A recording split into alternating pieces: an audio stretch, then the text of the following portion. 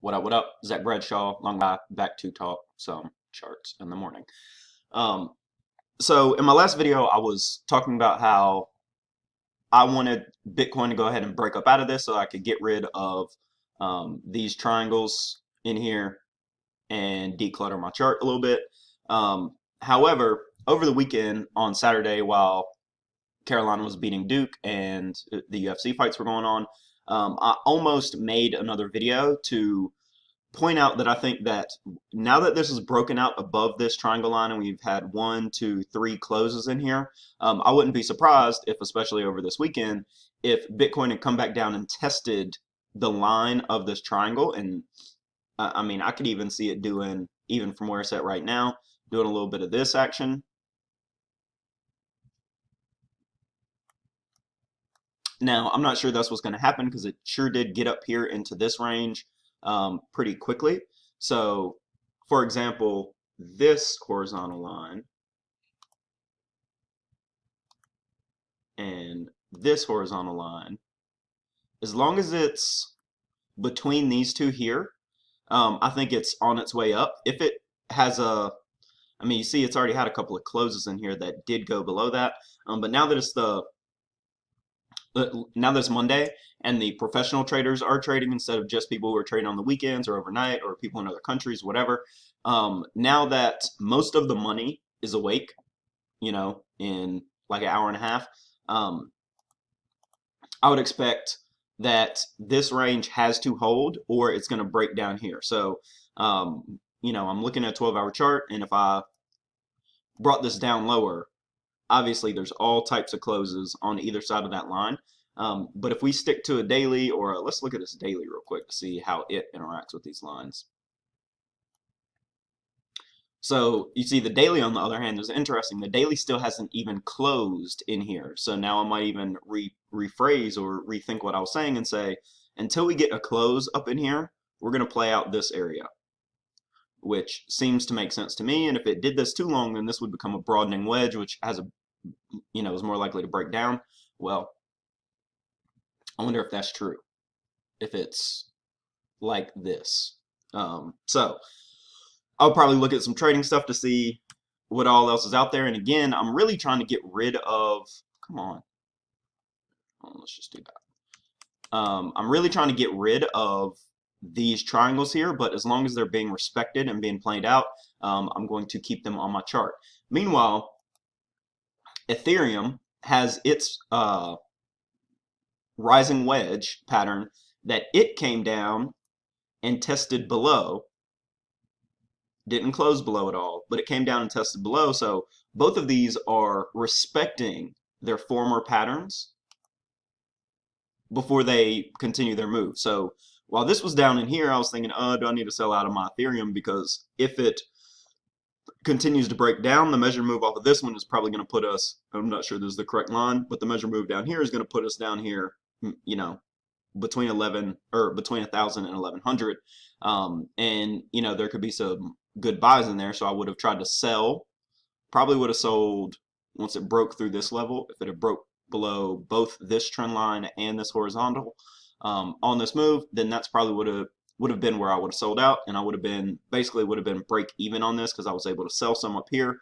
Bought a teeny tiny little piece at the top again, looking for a breakout trade. Not doing that anymore on Ethereum. Burned me here, burned me here, burned me here, or I think it was just two out of these three peaks. But regardless, um, I'm not with the breakout trades in Ethereum, especially when this volume is not rising. So as things stand now, with Ethereum, I will probably officially use this as a stop loss. I mentioned this in my last video, or maybe my last two, that as long as it's through the weekday, and maybe next weekend will be different based on how this chart looks at that point. But if this breaks down through this week and closes anything like let's see how a 4-hour looks, but anything like a 12-hour or a daily within this range, I will be getting out in the middle of the wedge. 4-hour, there's not enough there to be able to come up with any decision points. But if I see any closes back in this range, and I could even extend this. If I see it come back in here and it's not above right? If it comes back into the wedge and it's over here, okay, whatever. But if it comes back into this wedge in the next couple of days, then I will definitely consider uh, getting out of this one. And some of that will depend on what Bitcoin does. If Bitcoin jumps up here and Ethereum comes back in here, then I won't just be selling Ethereum. I will be getting into Bitcoin, especially if Bitcoin has a couple of closes in here and Ethereum has a couple of closes in here, comes down and tests this, then I will be out of Ethereum, or not fully out, but I'll move some of my stack from Ethereum into Bitcoin. And so what I'm going to start doing now, I don't really have much history for this yet, because I'm just starting to look at this chart and familiarize myself with it. So what I'm going to start doing is to also plot the Ethereum versus Bitcoin chart. So this is really my first time looking at this in quite a while, and why won't this thing let me zoom out? Okay, so that's where the chart starts. So there's not really much to zoom out, and I got to get rid of that massive spike. Okay, so let's put, it's really like a little zone in here, but let's just put this right here. And then on the upside, this looks like another clear level right here, and maybe you could do something like this to call this one a zone. Right, so based on what I can see, I mean, there's some smaller little areas in here. I might put one like here, for example. But it looks like Ethereum Bitcoin ratio is probably going to play out in this area. And so what I'm going to start to do, is to watch this chart along with these as well and see what I can come up with, or what additional cues or indications I can get from this. Now, just because this is coming to a head right now, it looks like it's already 7 o'clock. Let me just check something real quick.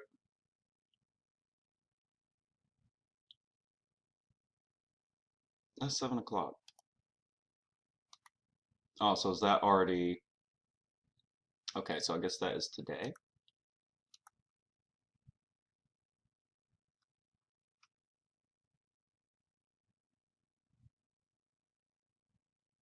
I guess it is. Kind of. Okay, so this would start it there. So I clearly need to brush up on what time these candles change over, because I'm getting confused about this. This is an interesting little note. I don't know if you can see it because of my face, but wait for the pullback in Ethereum before taking a position in Investopedia. Don't take trading advice from Investopedia. Um, Definitely learn some definitions from Investopedia, but if you wait for a pullback on this chart, you don't know what you're doing. Okay, you just don't know what you're doing. Here was your pullback that you could have caught. Other than that, this thing is going to grind its way up, or if it does not grind its way up, it's not going up. So you should not wait for a pullback at this point. But based on what is happening here, what has been happening over the last couple of days, let's look at how this looks on this chart. Okay, so if I'm looking at this,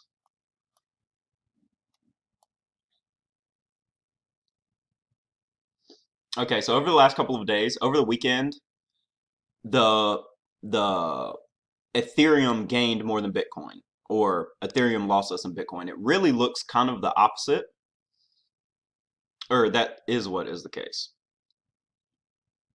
Sorry, I'm talking my way through this as I go, but so Ethereum has been on the uptrend versus Bitcoin, and until basically the last 3 days over this weekend, I think I just misspoke.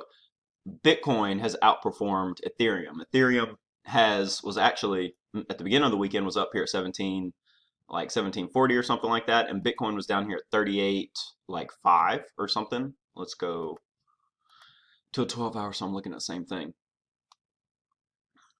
Yeah, so Bitcoin before the weekend started was over here. So what is this? 1, 2, 3, 4, 5, 6 candles. And if you look at Ethereum 6 candles ago, 1, 2, 3, 4, 5, 6, it was up here in the 1700s, or yeah, 1700s. And since then, Bitcoin looks like it's on its way over and beyond 40K. Clearly, that's what my alerts are saying, even though it's not showing up on Coinigy yet. It's probably showing up over here, right? So it looks like Bitcoin's about ready to pump.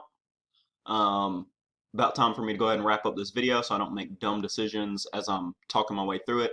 But Ethereum is now following Bitcoin on this, where Bitcoin was following Ethereum all last week. And it looks like as Bitcoin breaks above this, as it rips, Ethereum may go up to 1800, or I mean, it's already been close to there. So I'm not quite sure what's going to happen with Ethereum. I'm not as confident about Ethereum going up in the next day or two as I am Bitcoin, and Bitcoin could very well play out this range, right? This could just be a test up to this top area here. Then it plays out in here while while Ethereum grinds its way up. But trading is not really about Miss Cleo bullshit. It's not, you know, trying to predict what's going to happen next. Next is creating contingency plans based on the possibilities of what could happen next, and then managing your capital appropriately to capture the percentage moves. Because in the course of this, Ethereum's risen 90 something percent. But here's a 50% move or a 60% move from here to here, right? And then we have another 60% move or a 43% move from here to there. And then we have another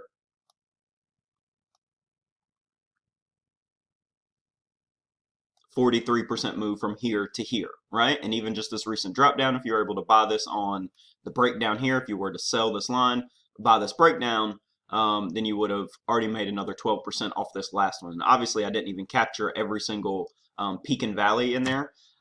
So holding is great, or hodling is great if you know that something is going up.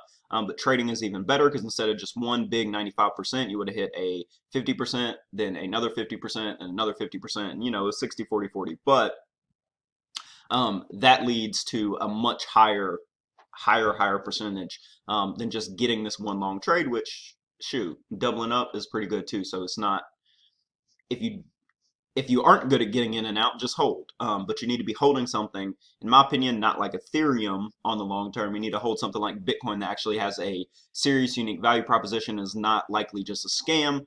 Obviously, that's just my opinion about Ethereum. But